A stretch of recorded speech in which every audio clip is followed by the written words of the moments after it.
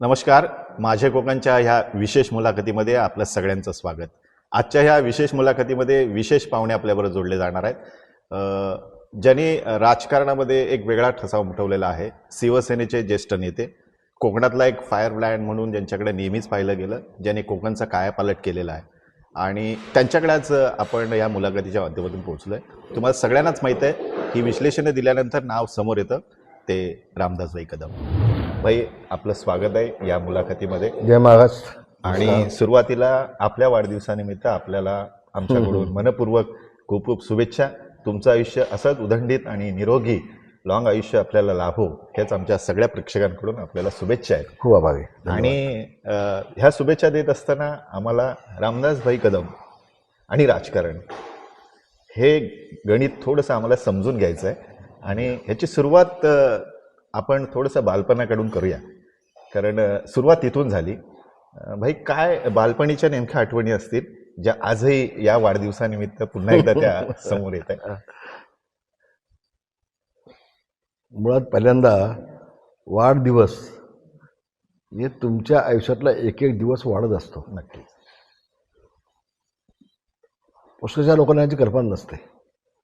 माझं आयुष्य 90 असेल तर मग एक एक दिवस तो कमी होत असतो आपण. आणि मी या निमित्तानं सगळ्यांना सांगेन, एक दिवस तर मोठा आहे, पण एक क्षण तुम्ही फुकट घालून नका. जे परमेश्वरानं आपल्याला आयुष्य दिलं आहे, आपल्याला मनुष्य म्हणून जन्माला घातलेला आहे.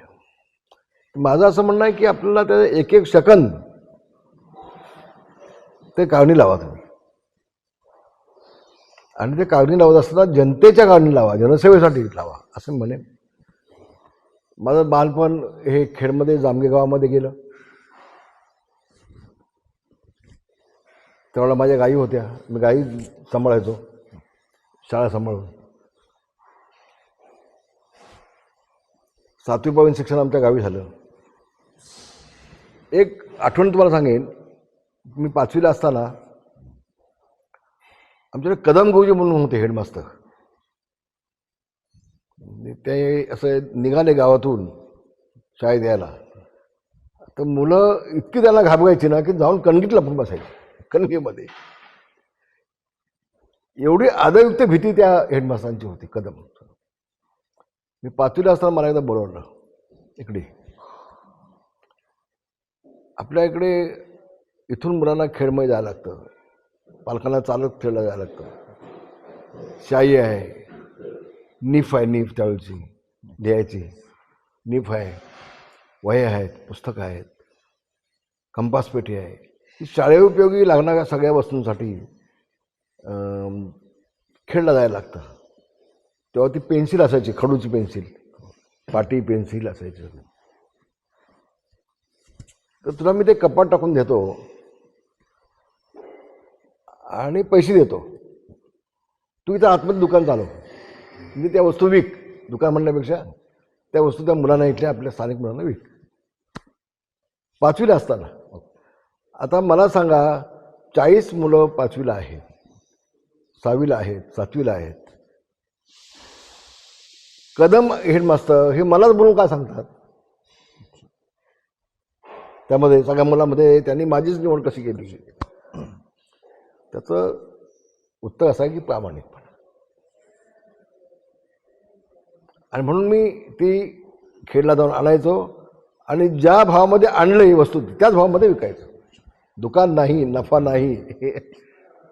तिथून माझा पहिला पाया, ज्याला आपण सेवा म्हणतो, सेवेची सुरुवात मी 5वीपासूनच केली. तिथे केली.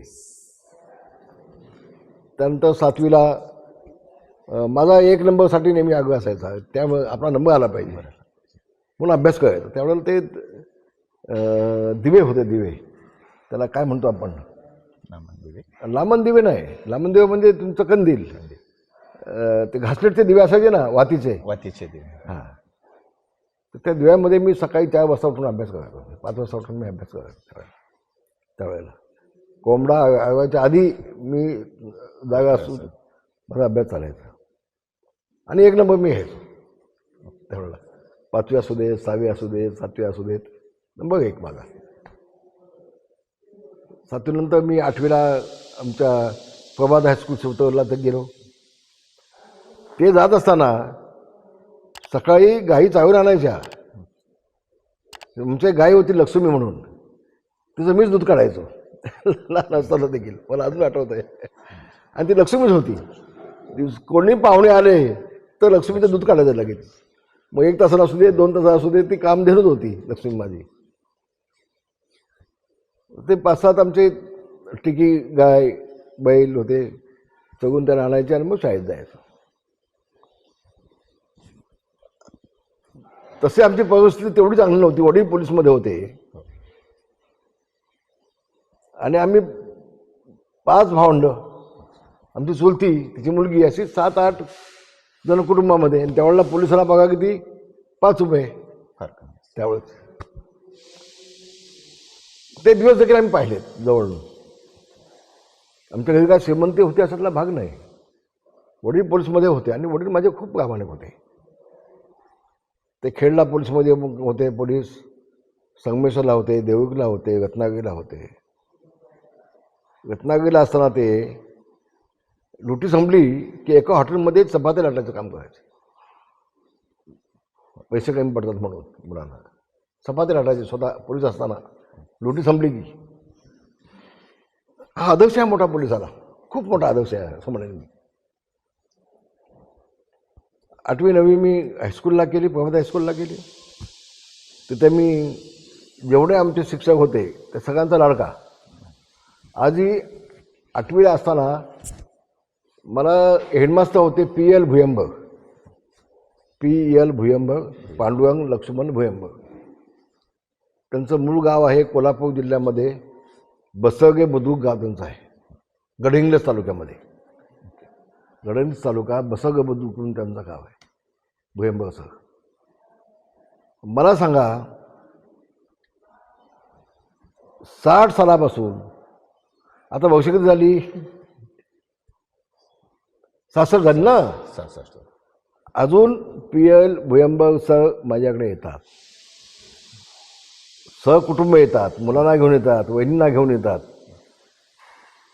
त्यावेळेचा एक शिक्षक, पण 60 वर्षानंतर देखील त्या माझे हेडमास्टर PL भुयंबर आज देखील माझ्याकडे येतात. खेडला येतात, जामगेला येतात, मुंबईला येतात, विथ फॅमिली येतात.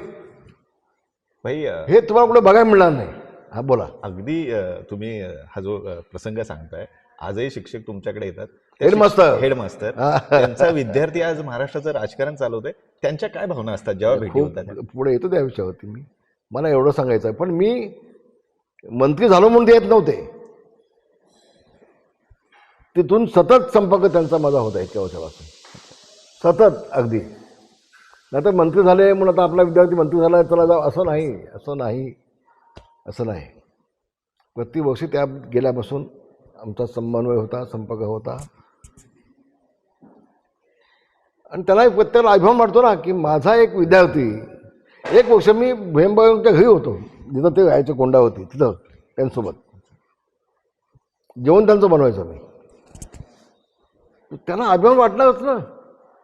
आता माझ्या 10वीला 11वीला ज्या शिक्षिका आहेत होत्या आमच्या शिराळेबाई, अजून मॅडम येतात त्या आमच्या क्लासच्या होत्या. आमचे साळेबाई, नाडकर्णीबाई, आमचे नाडकर, आमचे केळकर, ते शिक्षक आहेत. त्यांचा माझा संबंध आज देखील आहे. एक विद्यार्थी 10वीला 11वीला असताना आणि त्यानंतर सातत्यानं माझ्या विद्यार्थ्यांचे संबंध आपल्यावरती अवलंबून आहे ना. ते एक ठसा उमटवणारा शाळेचा विद्यार्थी, लाडका विद्यार्थी म्हणून तिथे देखील माझी प्रतिमा अतिशय चांगली होती. आज देखील एखादं मोठं काम केलं तर जाऊन त्यांच्या पायाला हात लावतो, आशीर्वाद घेतो, त्यांना बरं वाटतं. त्याच्या पुढे जाऊन सांगेन, 5वीला असताना 4थीला असताना माझ्याकडे बाई होत्या आमच्या मनपेबाई मुगड्याच्या मनपेबाई, त्या आमच्या जामगाच्या शिक्षका होत्या. मनपेबाईंचे संबंध आज देखील माझे आहेत.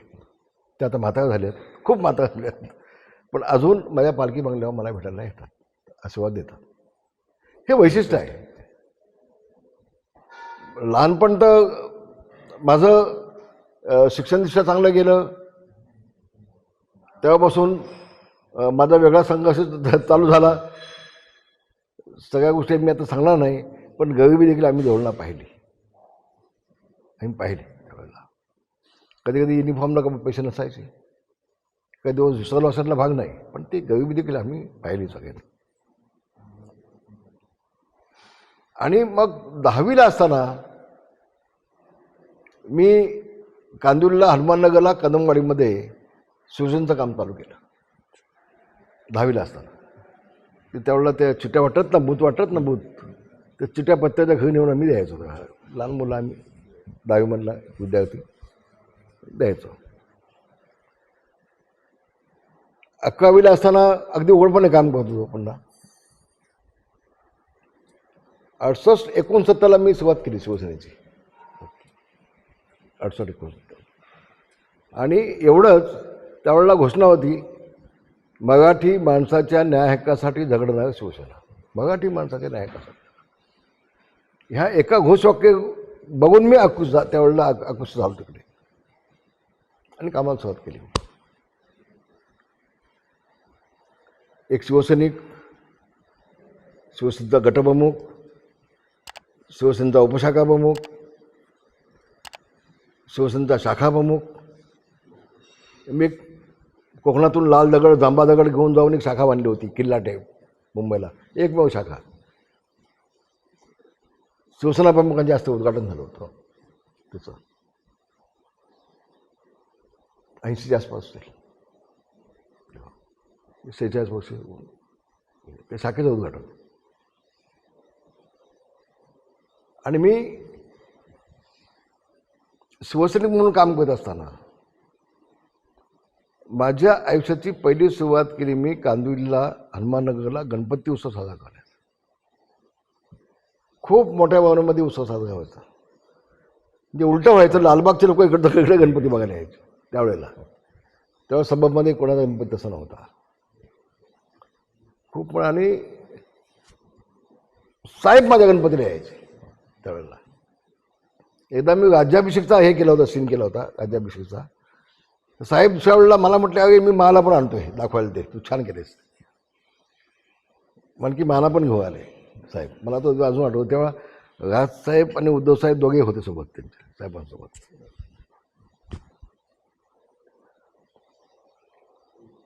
तर ते त्या कांदिवलीमधून मी तिथून ही उत्सवाच्या मधून सुरुवात केली. मग शाखा प्रमुख झालो. खूप कामं केली कांदिवलीला.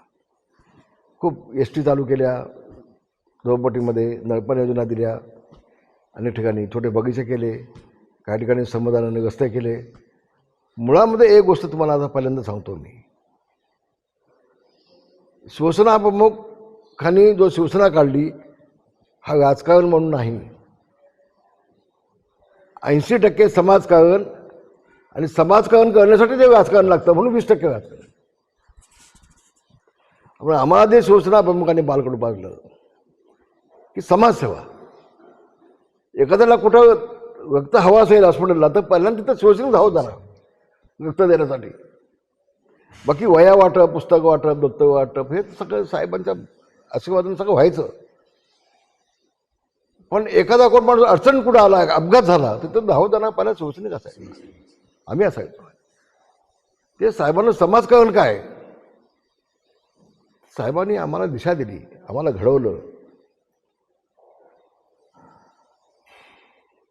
कुंभा कसा मातीनं ते मटकं घडवतं, तसं शिवसेना प्रमुखांनी आम्हाला घडवलं असं म्हणेन मी.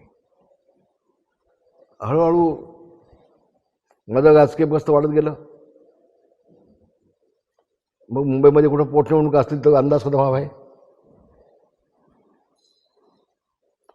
शाखा प्रमुख असताना, आमदार असताना खूप काम केलं.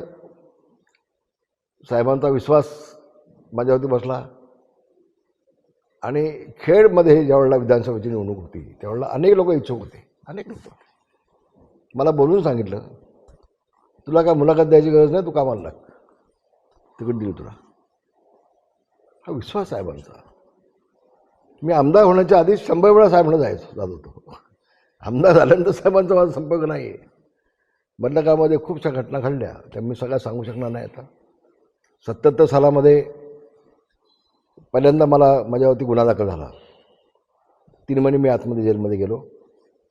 त्या केसमध्ये देखील पक्षासाठी, त्या केसमध्ये देखील साहेब स्वतः माझ्यासोबत गावदेवी पोस्टिंगला आले. मुंबई कमिशनरला बोलवलं, मला हजर केलं. तर राम जेठमलानी पहिल्यांदा नवीन होते, त्यांनी मला जामीन घेऊन दिला होता 77 सालामध्ये. तुमचं वय किती मला माहीत नाही आता. 45. आणि मग तिथून 77 सालामध्ये ज्यावेळेला साहेब माझ्यासाठी गावदेवी पोस्टला मला घेऊन जातात, तेव्हा लक्षात आलं पाहिजे तुमच्या किती वर्ष साहेबांचे माझे संबंध असतील. आणि मग मी मातोश्री जोडला गेलो. मला इथून खेड म्हणून तिकीट दिली. साहेब माझ्या निवडणुकीसाठी स्वतः आले होते. साहेबांची मोठी सभा झाली. अनेक संघर्ष झाला त्या निवडणुकीमध्ये. केशवराव भोसले देखील एक स्ट्रॉंग व्यक्ती होती त्यावेळेला माझ्यासमोर. विशेषतः दाऊद मंडळी सगळी त्यांच्यासोबत त्यावेळेला होती. आणि ती लढाई मी जिंकलो. आणि मग मागे वळून न पाहता ज्या जनतेने मला निवडून दिला आहे, आमदार केला आहे, त्यांची सेवा, एवढाच ध्यास.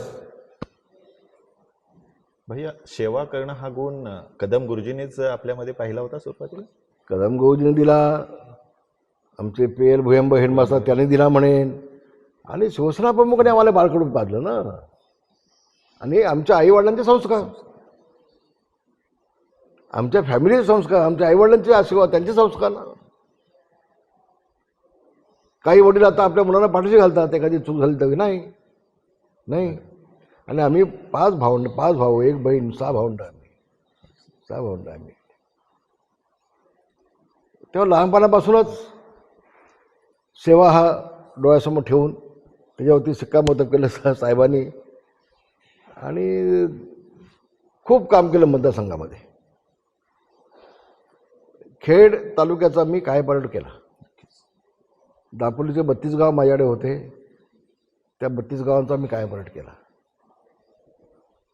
आज देखील धामणसारख्या डोंगराळ भागामध्ये सह्याद्रीच्या कोपऱ्यामध्ये गेलो होतो. आज देखील जुन्या ज्या महिला आहेत वयस्कर, त्या डोळ्यातनं पाणी काढतात. आज देखील खूप समाधान वाटतं काम केल्याची पावती मिळाल्यानंतर. आणि मग एक सक्षम आमदार म्हणून मी मतदारसंघाचं काम केलं. 4 वेळा निवडून आलो. 5व्या वेळेला माझा मतदारसंघ फुटला गेला. मी मागत होतो दापोली. मला उद्धव साहेबांनी मुद्दाम दिला गुहागरमध्ये पक्षानेच मला पाडला. आज वाढदिवस आहे, आज चांगलं बोललं पाहिजे की मला आज तर वाईट बोलता कामा नये. आणि त्याची नोंद साहेबांनी घेतली, मोठ्या साहेबांनी. बाळासाहेबांच्या लक्षात आलं काय राजकारण झालं ते. मग बाळासाहेबांनी बोलवून मला ताबडतोब विधान परिषदेचं आमदार म्हणून दिली. 2 वेळा बाळासाहेबांनी मला आमदारकी दिली. एकूण 32 वर्ष आमदार म्हणून मी महाराष्ट्रामध्ये काम केलं. त्यापैकी 15 वर्ष मी मंत्री म्हणून काम केलं महाराष्ट्रामध्ये. आणि एक पहिलाच कांदिवलीच्या कदमवाडीच्या हनुमाननगरच्या झोपडपट्टीमधला एक मुलगा महाराष्ट्राचा नेता होतो. ज्यावेळेला साहेबांनी मला नेता केला, मला खूप अभिमान वाटलं. मंत्री संत्री सगळं होता येतं, पण नेता म्हणून पक्षानं ज्यावेळेला जबाबदारी टाकावी याचं म्हणजे पहिल्या 9मध्ये आपण येतो. पहिले 9मध्ये आपल्याला ज्यावेळेला बाळासाहेबांनी मला नेता म्हणून जाहीर केलं, तो दिवस माझ्यासाठी मी कधी विसरू शकणार नाही. मी जे काय केलं असं म्हणेन मी, त्याची पोचपावती मला सगळी मिळाली. आणि मला खूप समाधान वाटलं. साहेबांनी माझ्या विश्वास ठेवला, नेता म्हणून विश्वास ठेवला. अनेक साहेबांच्या गोपनीय मिटिंगमध्ये माझी उपस्थिती असायची. गोपनीय मुद्दाम शब्द वापरतो. काही मिटिंग अशा होत्या की त्या बाहेर बोलता येत नव्हत्या, नाजूक विषय असायचे. पण शिवसेना प्रमुखांनी एक काम केलं. आम्ही म्हणतो ना, स्वतःसाठी जगला तो मेला. स्वतःसाठी जगला तो मेला, दुसऱ्यासाठी जगला तो काय अर्थानं जगला. तसं बाळासाहेबांचं आहे. बाळासाहेबांनी काय केलं, आमच्यासारख्या सर्वसामान्य कार्यकर्त्याला आमदार, खासदार, मंत्री म्हणून असामान्य महत्त्व प्राप्त करून दिलं शिवसेना प्रमुखांनी. काय शिवसेना प्रमुख आमदार होऊ शकले नसते, खासदार होऊ शकले नसते, मंत्री होऊ शकले नसते. आता नारायणला मुख्यमंत्री बनवतात, स्वतः मुख्यमंत्री झाले नसते. मनोहर जोशींना लोकसभेमध्ये अध्यक्ष बनवतात, अध्यक्ष होऊ शकले नसते, झाले असते. पण साहेबांनी राजकीय पद कुठलं घेतलं नाही. साहेबांच्या हातात रिमोट कंट्रोल असायचा. मुख्यमंत्र्याला फोन केला की 10व्या मिनिटाला मुख्यमंत्री हजर, मंत्री तर सोडून द्या. आणि मी आज तुम्हाला एक गोष्ट दाव्याने सांगतोय, मराठी माणूस आज जो ताठपणाने जगतोय तो फक्त शिवसेना प्रमुखांच्या मुळे जगतोय. त्यावेळची परिस्थिती अशी होती 66 सालाची. मुंबई तुमची आणि भांडी घासा आमची, असा एक विशेष समाजाला घोषणा द्यायचा. खरं किंमत होती मराठी माणसाला तुमच्या. आज 7 समुद्राच्या पलीकडे देखील मराठी माणूस ताठपणाने जगतोय, तो फक्त शिवसेना प्रमुखांच्या. आता मोठ्या प्रमाणामध्ये मधल्या काळामध्ये पुन्हा राजकारण झालं. आम्ही एकनाथ शिंदेसोबत आम्ही गेलो. माझी उद्धवजींना हीच विनंती होती, उद्धवजी जे बाळासाहेबांनी केले ना त्या पावलं ठेवून तुम्ही चला. उद्धवजी जर का स्वतः मुख्यमंत्रीपद त्यांनी घेतलं नसतं, पक्ष फुटलाच नसतं मुळात. बाकी संशोधन करण्यापेक्षा इथं काय झालं, ते काय झालं, भेटायचं की नाही, पैसे द्यायचे की नाही, निधी द्यायचं की नाही, सगळ्या भाग बाजूला ठेवा. उद्धवजींनी शिवसेना प्रमुखांसारखं रिमोट कंट्रोल आपल्या हातामध्ये ठेवून मुख्यमंत्र्याला बोलून घेऊन त्यांच्या स्वप्नातला महाराष्ट्र त्यांनी बनवला असता. त्यात शिवसेनेची पिछाड झाली, फूट झाली, मराठी माणसाचं नुकसान झालं, ते झालं नसतं असं माझं प्रामाणिक मत आहे. तर आपण ही दिलखुलास मुलाखत आज ऐकतो आहोत. एक छोटासा ब्रेक घेतोय. ब्रेक नंतर पुन्हा येऊ. तुम्ही कुठे जाऊ नका, पाहत राहा माझे कोकण. कोकणातील प्रत्येक घडामोड आता तुमच्या मोबाईलवर सर्वात आधी. राजकारण, पर्यटन, गावोगावच्या बातम्या फक्त एका क्लिकवर. आत्ताच फॉलो करा फेसबुक, युट्यूब, इंस्टाग्राम आणि व्हॉट्सअपवर. लाईक, शेअर आणि सबस्क्राईब करायला विसरू नका. माझे कोकण, कोकणचे हक्काचे व्यासपीठ. नमस्कार. तर पुन्हा आपण या मुलाखतीला सुरुवात करत आहोत. भाई, तुम्ही कामं केली, तुम्ही सांगण्याची गरज नाही. याकडनं महाराष्ट्राने आणि पर्यायी देशाने पाहिलेले आहेत. जसं तुम्ही म्हणत आलात पुढे की काही गोष्टी आज बोलायच्या नाहीत कारण आज वाढदिवस आहे. तो संघर्ष सगळा आम्ही पाहिलेला आहे आणि विशेषतः विकास, हा विकास काही लपून राहिलेला नाही, हा जगाच्या पटलावरती आला आहे. खूप कामं बाईंच्या माध्यमातून झाली, अगदी मुंबई असेल किंवा विशेषतः ग्रामीण आणि कोकणामध्ये.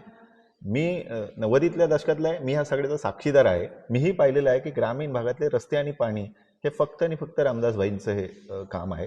ही सगळं आम्ही पाहिलेलं आहे. परंतु विशेष रामदासभाईंच्या माध्यमातून जे काम झालं, जो महाराष्ट्रामध्ये खूप त्याचा फायदा झाला गोरगरिबांपासून ते सर्वांपर्यंत, आणि जगाने त्याची दखल घेतली. तुम्ही कॅबिनेट असताना पर्यावरणाविषयी जे तुम्ही काम केलं आहे, प्लास्टिक बंदी आणि अनेक तुम्हाला गंमत सांगतो. आता मला एक खातं पर्यावरण मुद्दाम दिलं गेलं. आता पण ते खातं असं नव्हतंच, वन आणि पर्यावरण असं ते खातं असायचं. पण ते वन बाजूला केलं आणि जे त्या खात्यात काहीच नाही असं समज होता. काय ते रामदासांना दिलं पाहिजे, ना तर लोक हसतील महाराष्ट्रातली, म्हणून ते मला खातं दिलं होतं. पण तिथे हवे जातीचे येड्या गबाळाचं काम नाही, हे त्या खात्यामध्ये काम करून मी दाखवून दिलं. त्यात 2-3 निर्णय इतके मोठे घेतले मी की नगर परिषदा आणि महानगरपालिका जो निधी असतो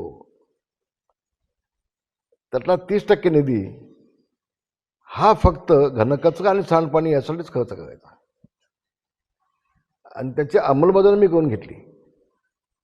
त्याचं काय व्हायचं, अनेक ठिकाणी कॉन्ट्रॅक्ट घेण्यासाठी फक्त गटार आणि रस्त्यांची कामं काढायची आणि 100% निधी खर्च करून टाकायचा, आणि मग घनकचरा आणि सांडपाणी हे सगळं असंच तर कोणाचं लक्ष नसायचं. आणि म्हणून तो निर्णय मी मोठा निर्णय तो घेतला. महाराष्ट्रासाठी. नंबर 1. नंबर 2 मी असा निर्णय घेतला होता, मी परिपत्रक पण काढलं होतं की महाराष्ट्रामध्ये 227 नगरपरिषदा आणि 27 महानगरपालिका आहेत. त्या सगळ्यांनी त्यांचा जो घनकचरा आहे त्याच्यावरती वीज निर्मिती आणि तुमचं खत निर्मिती, ह्या 2 गोष्टी प्रत्येक नगरपरिषद आणि महानगरपालिकेने करायचं.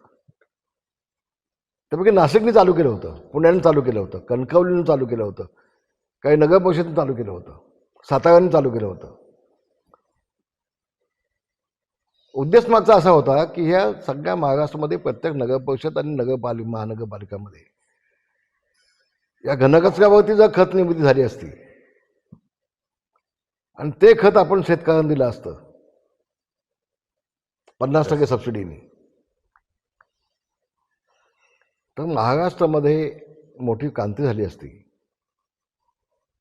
सेंद्रिय खतामुळं आमचं आरोग्य आणखी वाढलं असतं 10 वर्षांनी, कमीत कमी 10 वर्षांनी. आम्ही आज रासायनिक खतं खातोय पिकामधून, स्लो पॉयझन चाललंय. आज 100 वर्ष आमचं वय होतं ते 80 वर्षावर आलंय. त्याला कोण जबाबदार आहे? तुमची रासायनिक खतं. किती लोकांना कळलं मला माहीत नाही. तर अभ्यास केला आणि हा क्रांतिकारी निर्णय घेतला होता. माझं मंत्रिपद गेल्यानंतर तो विषय तसाच पडून होता. तुम्ही असं नंबर 3, महाराष्ट्रामध्ये प्रमुख ज्या 21 नद्या आहेत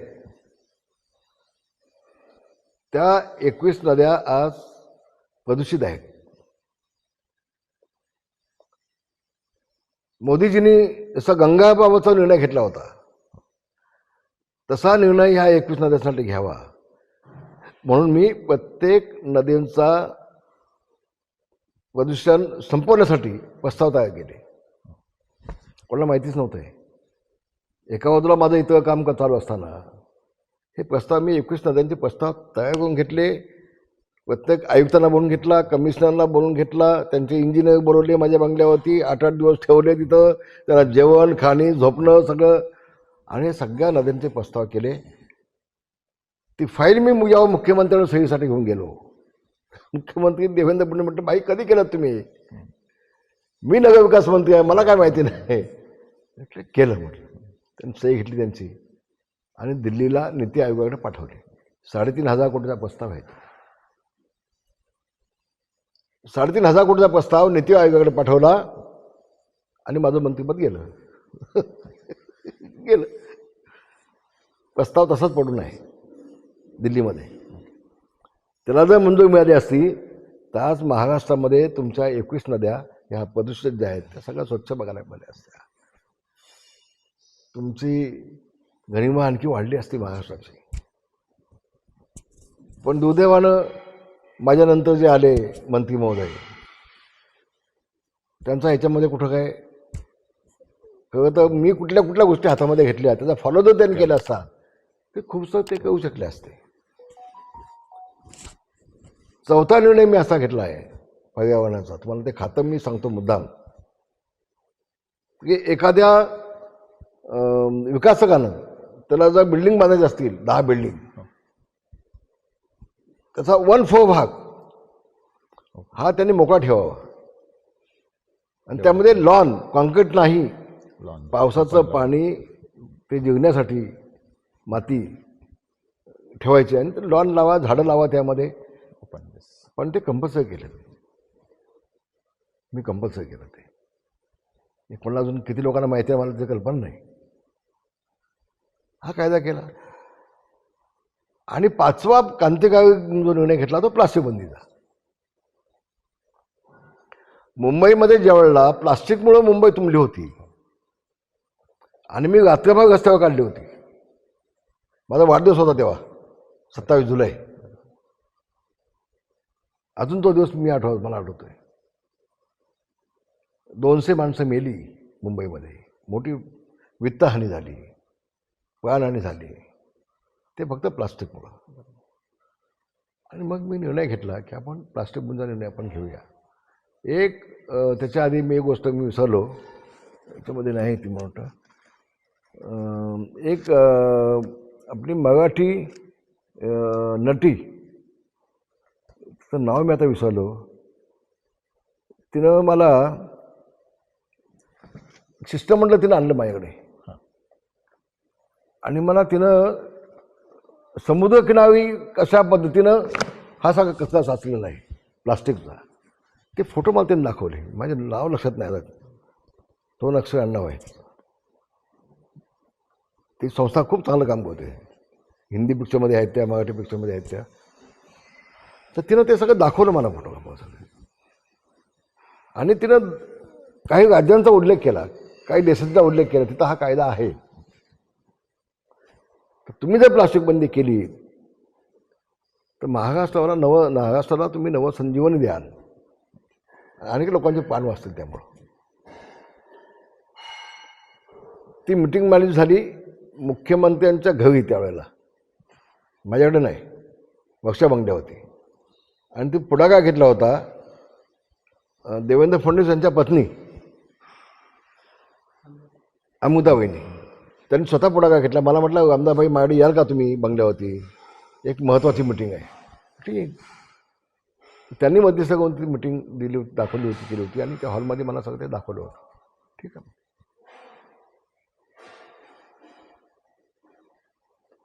त्यानंतर मला एकदा ह्याचा फोन आला होता, आदित्य ठाकरेंचा, मुंबई जेव्हा भरली होती तेव्हा. भाई आपल्याला प्लास्टिक बंदीबाबत काय करता येईल का? तर म्हटले सुरुवात केली, पण म्हटले मी सुरुवात केली. मग मी एक 10 टीम बनवल्या, त्या विविध देशामध्ये पाठवल्या. अमेरिका आहे, लंडन आहे, फ्रान्स आहे, स्वित्झर्लंड आहे, अशा 10 देशामध्ये पाठवल्या. तिथं प्लास्टिक बंदीबाबत काय नेमकं, तिथं कायदा काय सांगतोय, तिथं अंमलबजावणी कशी होते.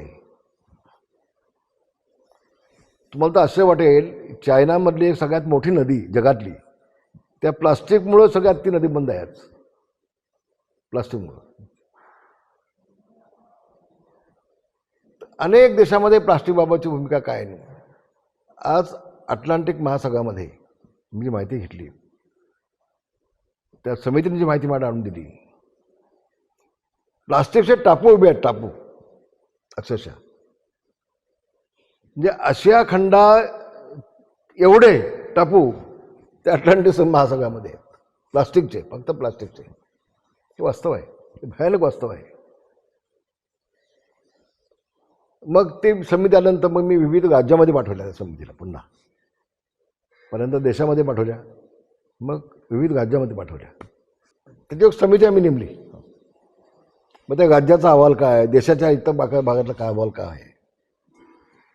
मग त्या समितीवरती आणखी सचिवांची एक वरिष्ठ समिती नेमली आम्ही. आणि मला सुदैवाने एक चांगले सचिव त्यावेळेला मिळाले होते, गवई आपले सुप्रीम कोर्टाचे जज होते, त्यांचे बंधू. आणि आम्ही मिळून, दोघांनी मिळून, एक पाटील म्हणून अधिकारी MSCBचे होते पाटील आणि गृहसाहेब. खूप अभ्यास केला आम्ही याच्यावरती, खूप. आम्ही प्रत्येक दिवशी बसायचो त्यासाठी, डेली 5-5, 6-6 तास आम्ही बसायचो. त्याला जेव्हा आम्ही पाठवला तेव्हा मला म्हटलं भाई तुम्ही पण चला. मी म्हटलं इथं मी किल्ला लढवत होतो, तुम्ही तिकडे जाऊन या. आणि मग आम्ही मागचे सगळे कायदे नियम सगळं पाहिलं. प्रयत्न झाला होता, पण कोणाची हिंमत होत नव्हती. आणि मग आम्ही हा कायदा आम्ही केला प्लास्टिक बंदीचा.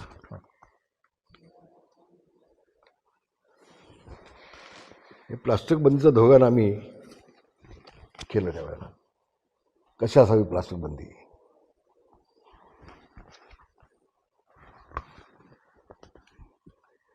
आणि आम्ही प्रत्येक विभागात गेलो. कोल्हापूर विभाग, नागपूर विभाग, तुमचं विदर्भ विभाग, कोकण विभाग, अशा विभागात जाऊन आम्ही आढावा बैठक घ्यायला लागलो.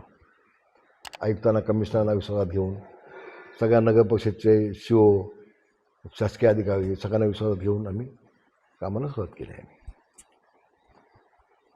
त्यावेळेला मला अजून आठवत आहे, लंडननी मेसेज पाठवला की आम्ही पण भविष्यामध्ये रामदास मला फॉलो करणार. लंडनने खूप लोकांनी माझं स्वागत केलं.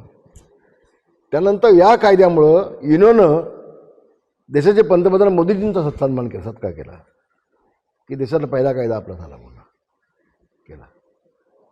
मग मोदीजींनी हा कायदा मागून घेतला, राज्यातल्या प्रत्येक मुख्य सचिवांना बोलून घेतलं, हा कायदा दिला आणि सांगितलं असा कायदा तुमच्या राज्यात झाला पाहिजे प्रत्येकाच्या. एक शिवसैनिक काय करू शकतो इच्छाशक्ती असेल तर, हे उभ्या देशाला मी दाखवून दिलं. हे माझं प्लास्टिक बंदीचं त्यावेळेला पुस्तक होतं पर्यावरण विभागाचं, मी छापलं होतं स्वतः. याच्यामध्ये अनेक गोष्टी ज्या मी केल्या,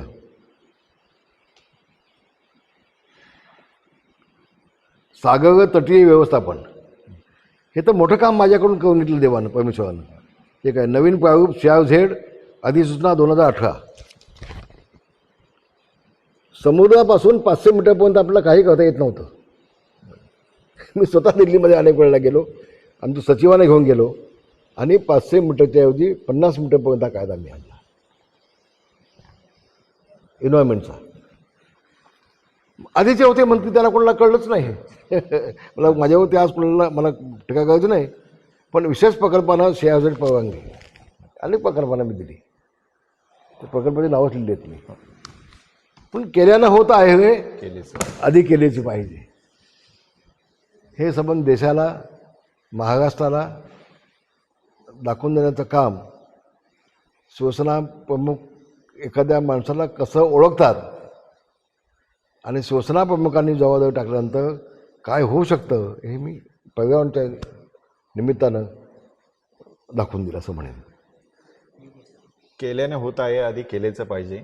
ज्या खात्यामध्ये काहीच नव्हतं असं खातं तुम्हाला दिलं गेलं त्यावेळेस, आणि जे बंद असणारं खातं तुम्ही जगासमोर आणलं. जे काय केलं हे जगाने पाहिलंय, पण त्यातली एक फार महत्त्वाची गोष्ट तुम्ही या ठिकाणी उल्लेख केलात की देशाच्या पंतप्रधानांचं त्या ठिकाणी स्वागत आणि कौतुक होतं, युनोने केलं. ही खूप मोठी गोष्ट आहे. भाई, तुमचा संघर्षही आम्ही पाहिलाय, पण आज वाढदिवस आहे, ह्या सगळ्या गोष्टी आम्हाला जगासमोर आणायच्या आहेत. तुम्ही केलेलं कार्य हे नक्कीच जगासमोर आहे, पण आज आम्हाला असं वाटतं की तुमच्याही पुढे आज योगेश दादांची पावलं पडताना दिसत आहेत. हे दोघांची, शिंदेदादा पण आहे, योगेश दादा पण आहे. मी तुम्हाला एक उदाहरण देतो. मी अतिशय माझ्या मुलाची पाठ थोपटून, मी माझीच पाठ थोपटून घेणं ठीक नाही. पण हे अधिवेशन चालू असताना मला एक दिवस नीलमताईचा फोन आला, नीलम गोविंदचा, की रमदाभाई तुमचं अभिनंदन करायला फोन केला आहे. म्हटलं ताई काय झालं आता? नाही, आज योगेशने जे विधानसभेत काम केलं, पाऊण तास किल्ला लढवला आणि सगळ्यांची तोंड बंद करून टाकली, सगळ्यापासून उत्तर दिली रोखठोक.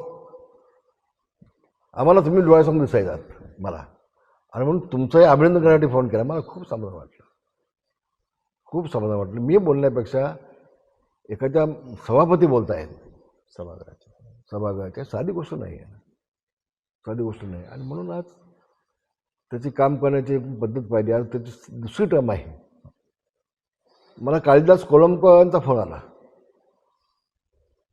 ते सगळ्यात सिनियर आहेत, 288 आमदारमध्ये सगळ्यात सिनियर ते आहेत, कोळंबकर माझे मित्र आहेत ते.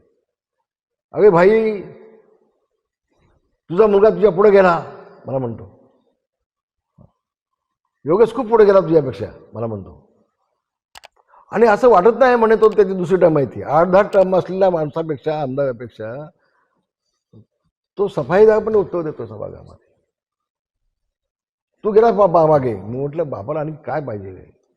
बाप सवाई बेटा ज्यावेळेला होतो त्यावेळेला बापाला आणखी समाधान वाटतं. आज सिद्धेशी ज्यावेळेला मेडिकल कॅम्प मी बघतो मुंबईला, 5-5, 2-2, 4-4 कोटीचं साहित्य मोफत अपंगाला द्यायचं, सेवा चालू आहे त्याची, मला खूप अभिमान वाटतं. 10-10 हजार लाभार्थ्यांना लाभ द्यायचं, एकाच वेळेला 30-30 ठिकाणी मेडिकल कॅम्प घ्यायचे एका दिवशी, साधी गोष्ट नाही. सिद्धीदादाचं काम मोठ्या प्रमाणात चाललं आहे, तर योगी दादाचं काम चाललं आहे. माझी मुलगी मोठी फॅशन डिझाईन आहे, तिचा मला अभिमान आहे. आणि म्हणून जगातला सगळ्यात समाधानी बाप मी आहे असं म्हटलं तर मला चुकीचं आहे असं वाटणार नाही. खूप समाधानी. समाधानी बाप तुम्ही म्हणतायत. योगेश दादांचा तुम्ही सभागृहातला उल्लेख केलात, हे सगळ्यांनी पाहिलं आहे. अगदी मुख्यमंत्र्यांना जे प्रश्न विचारले जात होते ते स्वतः दादा त्या ठिकाणी फेस करत होते आणि चांगल्या पद्धतीने त्यांचं कार्य त्या ठिकाणी आम्ही पाहिलेलं आहे. एक समाधानी बाप म्हणून जेव्हा राजकारणामध्ये योगेश दादा काम करतायत, सिद्धेश दादा काम करतायत, एक बाप म्हणून काय सल्ला असतो त्यांच्या मागे? नाही ना, माझी अपेक्षा त्यांच्याकडनं एवढीच आहे. आज तर ते माझ्या अपेक्षेच्या पुढे गेलेत ते दोघी. माझं काम त्यांनी जवळनं पाहिलं आहे. आता माझ्याकडे एक भगतसिंग यांचं भाषण पाहिलं मी, जयंत पाटलांचं विधानसभेतलं. त्यांनी योगेशदाला असं म्हटलं, योगेशजी तुमच्या पाठीमागे रामदास कदमांचा वारसा आहे आणि तो तुमच्याला पाहतोय आहे माझ्याकडे ते विधिमंडळामध्ये. मला खूप समाधान वाटलं. तर मगाशी मी सुरुवातीलाच म्हटलं, संधी मिळाली तर सेवा करण्याची संधी आपण त्या संधीचं सोनं करायला सोडू नका. मी आता माझे वाढदिवस बंद केले गेल्या वर्षापासून. ह्याचा अर्थ काय लोकांना कळेल, काय लोकांना नाही कळला. मी खरं सांगतो आता तुम्हाला, माझं अख्खं आयुष्य संघर्षामध्ये गेलं. वयाचा 15-16 वर्षाच्या असतानापासून माझं आयुष्य संघर्षात गेलं. अनेक केसेस माझ्या झाल्या, अनेक वेळेला मी जेलमध्ये गेलो पक्षासाठी. खूप संघर्ष केला आणि म्हणून त्याविषयी मी एक स्टेटमेंट दिली होती की उद्धवजी, शिवसेनेचा मालक कोण नाही, शिवसेनेचा मालक हे लक्ष शिवसैनिक आहेत. अनेक शिवसेनेच्या मर्डर झाल्या, हातपाय तुटले, जेलमध्ये सडले, त्यांचे संसार उद्ध्वस्त झाले आणि म्हणून शिवसेना झाली. तो संघर्षाचा काळ वेगळा होता. आता काही नाही, आता फक्त फळं खायची आहेत. त्यावेळेला काय फक्त संघर्षच ना. आणि म्हणून शिवसेना ही आहे तर मालक कोणी बनू नका. हे लाखो शिवसैनिक जे रस्त्यावरती येऊन संघर्ष करतात त्यांची पण शिवसेना आहे, जाणून ठेवा. तेव्हा जे शिवसैनिक संघर्ष करतील त्यांच्याकडे देखील नेत्यांनी लक्ष द्यायला पाहिजे. म्हणजे दोन्ही मुलांना मी सांगतो, सिंहावलोकन मागे वळून बघायचं. ज्यांच्यामुळं आपण येऊन बसलो या खुर्चीवरती त्यांची आठवण ठेवायची. पाया कोण आमचा? दहीहंडी फोडणाऱ्यावरती जातो तो हंडी फोडतो, त्याचं नाव येतं खालचे महत्वाचे. पण त्याच्यापेक्षा ज्यांच्या खांद्यावरती उभा राहून तो वरती गेलाय ते फार महत्वाचे. तो पाया महत्त्वाचा. पाया बाजूला आला तो आला की याला खाली तो. ह्याची आठवण प्रत्येकानं ठेवलं पाहिजे असं मला वाटतंय. आणि म्हणून मग असं म्हटलं, आज माझी दोन्ही मुलं, मोठा मुलगा सिद्धेश, योगेश, हे दोघंही अतिशय चांगलं महाराष्ट्रात काम चाललंय. एकनाथजी शिंदे कधी कधी भाषणात त्यांचा उल्लेख करतात, समाधान वाटतं. पण दुर्दैवानं उद्धवजींना माणसं का ओळखता आली नाही ते मला माहिती नाही. अपक्षांना मंत्रिपद दिली गेली, आम्हाला बाजूला काढून मग रावते असू देत, रामदास असू देत, अपक्षांना मंत्रिपद दिली पण आम्हाला बाजूला काढलं. हेतू काय मला त्याची कल्पना नाही. आणि म्हणून आज सगळे आपल्याला बघायला मिळते.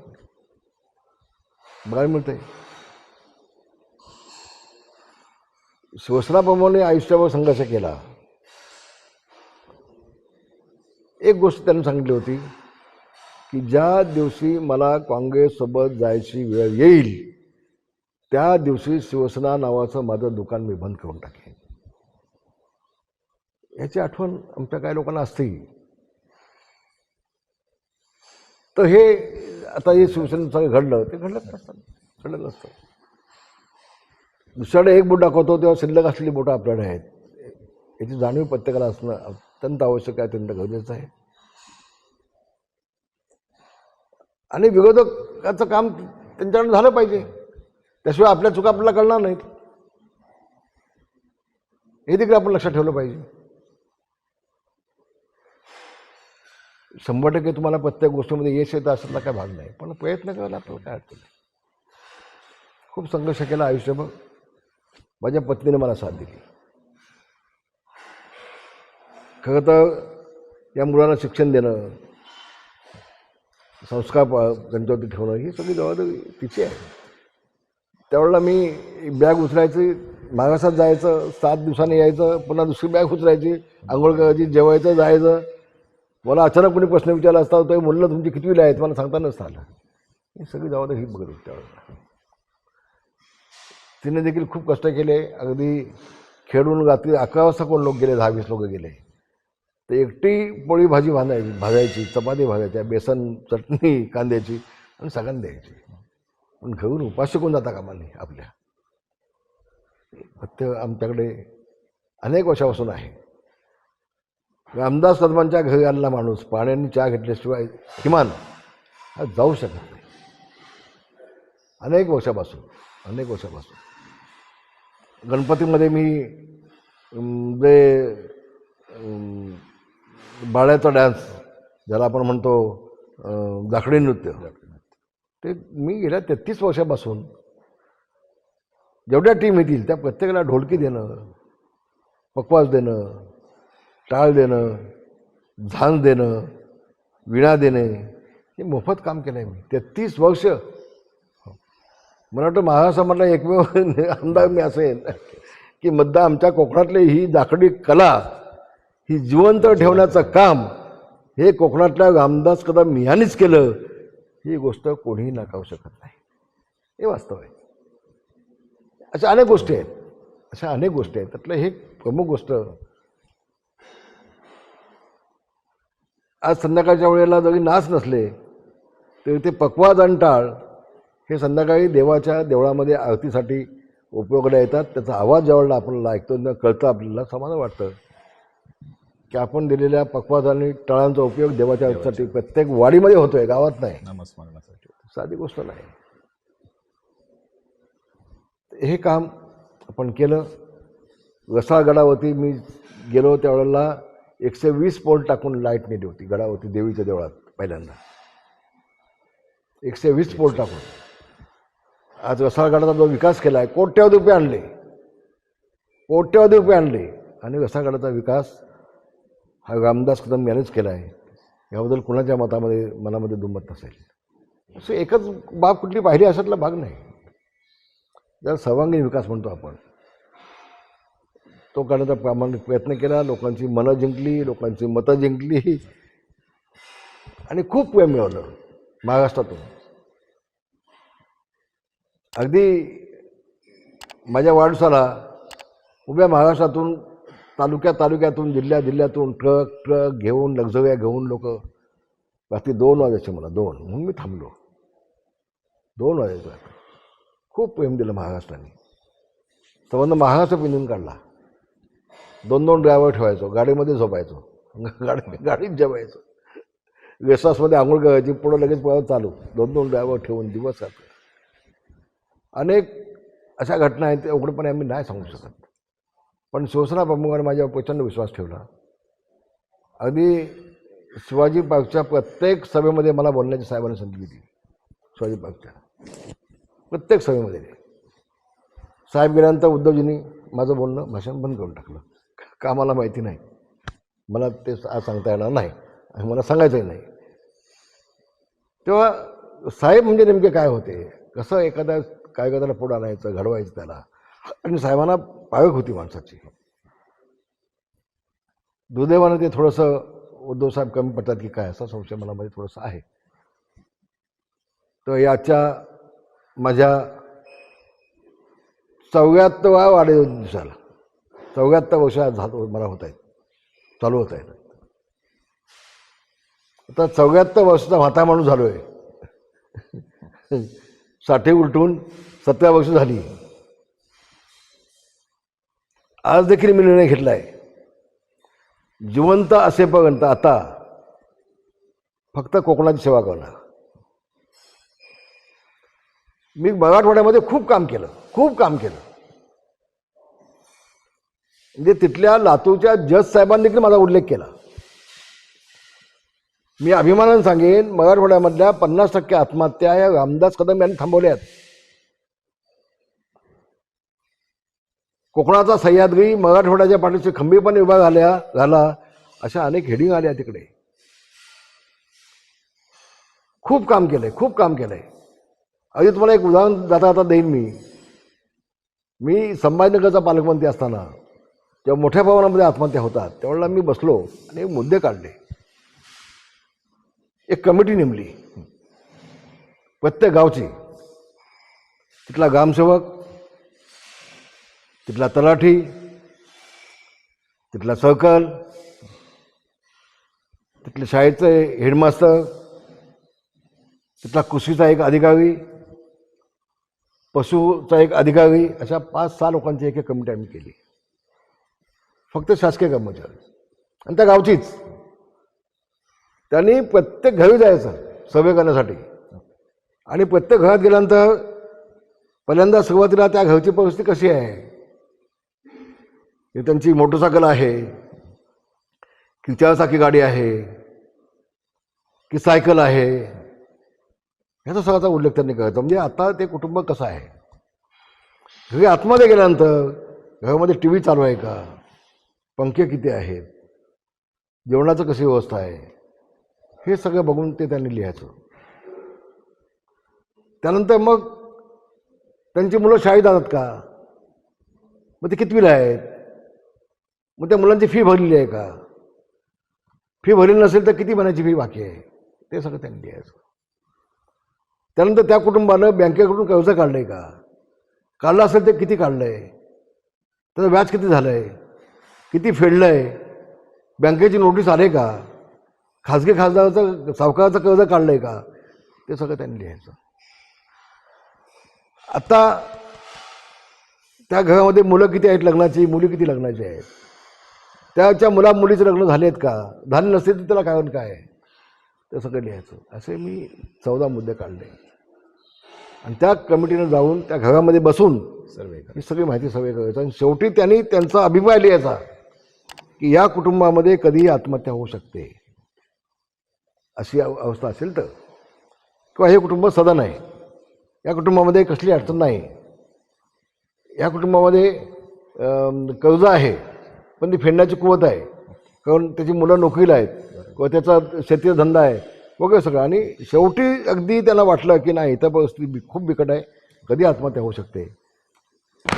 असं मी 8 दिवसामध्ये जिल्ह्याचा सर्वे करून घेतला आणि मग जे कुटुंब असेल ज्यांची नावं आली त्यांना फटाफट सगळी मदत, शासकीय मदत, माझ्याकडून मदत, जिल्हा परिषदमध्ये जे 100 कोटी रुपये असतात त्याचा तो यांचा जो असतो शेतकऱ्यांचा जो सहभाग असतो तो स्वतः मी आदित्य ठाकरेंच्या नावाने पैसे भरले दिले जिल्हा परिषदला. आणि 100 कोटी निधी तो फक्त अशा कुटुंबांना की जिथं त्यांना गरज आहे. आणि मग मी स्वतः 15 किलो गहू, 15 किलो तांदूळ, 5 किलो चणा डाळ, 5 किलो साखर, 1 किलो चहा पावडर, 2 किलो मसाला, 3 किलो डालडा,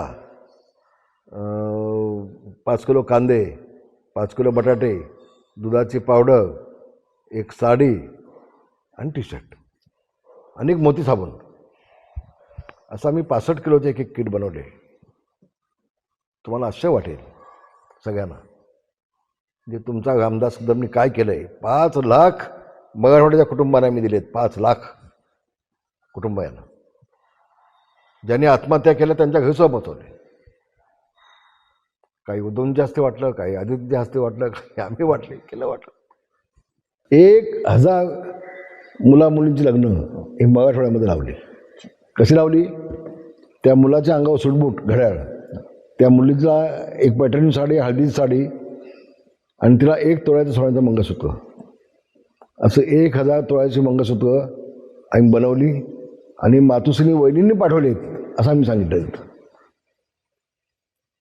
त्यानंतर 75 टाईपची भांडी, जेवढी भांडी संसाराला लागतात त्यात एक टेम्पो उभा तिथे. त्यानंतर 1 टेबल, 2 खुर्च्या, 1 7,000चं स्टीलचं कपाट, 1 पंखा, 1 पलंग, गादी, 2 चादरी, 2 उश्या, असा सगळा संसार त्या कुटुंबाला आम्ही दिले. नुसतं लग्न लावलं नाही, संसार लागणाऱ्या सगळ्या आवश्यक वस्तू आम्ही त्या कुटुंबाला 1000 कुटुंबाला आम्ही दिल्या. क्रांती केली मराठवाड्यामध्ये.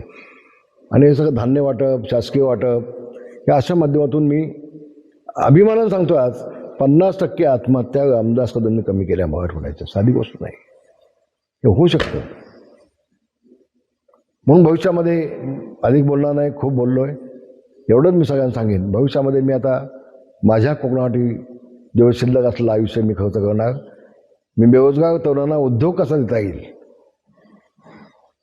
तिथे, आणि कोकणाचा पिण्याचा पाण्याचा आणि शेतीचा पाण्याचा प्रश्न हे मी अग्रभागी हा विषय घेणार आहेत. हे 2-3 विषय आहेत, याला मी अधिक महत्त्व देईन. पाण्याचा तर प्रश्न जवळजवळ सुटत आला आहे. अनेक वर्ष संघर्ष केला आहे. दापोली खेड मंडळगड पोहतं मर्यादित नाही, तर कोकणातल्या बेरोजगार तरुणांच्या हाताला काम कसं मिळेल. आता ही रत्नसिंधू योजना जी आहे, मी कोकणातल्या तरुणांना सांगेन त्याचा फायदा आपण घ्या. ती बंद केली होती, मी मुख्यमंत्र्यांना हात जोडून विनंती केली, मुख्यमंत्र्यांनी ती मान्य केली. पुन्हा 500 कोटीची तरतूद केलेली आहे आता. तर सिंधू रत्नामधून देखील अनेक प्रस्ताव आमच्या बेरोजगार तरुणांच्या माध्यमातून गेले पाहिजेत. कलेक्टरला पाठवा आणि तुमचा बेरोजगाराचा प्रश्न मिटवा. छोटे उद्योग चालू करून घ्या. आज प्रत्येक गावामध्ये 50% घरं बंद आहेत.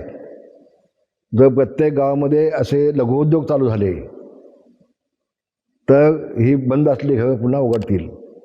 पुन्हा माझा गाव गजबजून जाईल.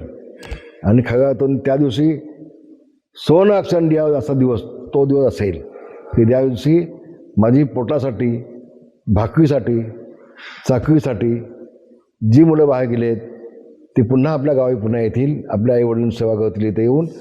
आणि इथं त्यांच्या हाताला काय ते काम मिळेल, उद्योग मिळेल अशी अपेक्षा व्यक्त करतो आणि इथंच थांबतो. धन्यवाद. जय हिंद, जय भीम, जय महाराष्ट्र. हे होते शिवसेनेचे ज्येष्ठ नेते. आज त्यांचा वाढदिवस आहे आणि अगदी दिलखुलासपणे आपल्यासमोर ते व्यक्त झालेले आहेत. खरं तर त्यांच्या या सगळ्या मुलाखतीतून अनेक गोष्टी उलगडतात बाई. एक फार महत्त्वाचा प्रश्न अखंड महाराष्ट्राला होता की प्लास्टिक बंदी हा निर्णय भाईने कुठल्या प्रेरणेतून घेतला. तर ते बोलता बोलता असे म्हणाले की 2005 साली ज्यावेळेस महापूर आला आणि अखंड मुंबई पाण्याखाली होती, त्याच्यामध्ये स्वतः रामदास भाई एका गाडीमध्ये रात्रभर अडकले आणि तिथून ती त्यांना संकल्पना सुचली. म्हणजे कारणं किती छोटी छोटी असतात, निर्णय किती फार मोठे असतात, ज्याची देशाने नोंद घेतली. अशा प्रकारचं कार्य भाईंच्या हस्ते झालेलं आहे. भाई, तुम्ही आज या ठिकाणी मुलाखतीच्या माध्यमातून आम्हाला खूप वेळ दिलात. तुमचा वाढदिवस आहे आणि हे अखंडितपणे असेच वाढदिवस 100व्या वाढदिवसाला आम्ही मुलाखतीला यावं, असा योग आमच्या भाग्याला यावं, अशा पद्धतीच्या शुभेच्छा तुम्हाला आहेत. खूप प्रेम केलं महाराष्ट्राने, कोकणाने, खेड तालुक्याने माझ्या खूप प्रेम केलं. सगळ्यांना मनापासून आभार, सगळ्यांना धन्यवाद. सगळ्यांना धन्यवाद बाबांनो. खूप प्रेम केलं तुमच्याकडे. खूप सगळ्यांचे आभार. असंच प्रेम ठेवा. असंच माझ्या मुलांच्या पाठीमागे देखील डोकं वाट ठेवा. एवढीच मागणी. जय महाराष्ट्र. धन्यवाद. तर आपण ऐकलं रामदासभाई कदम यांना. तर अशाच अजून मुलाखतीसाठी पुन्हा भेटू. धन्यवाद.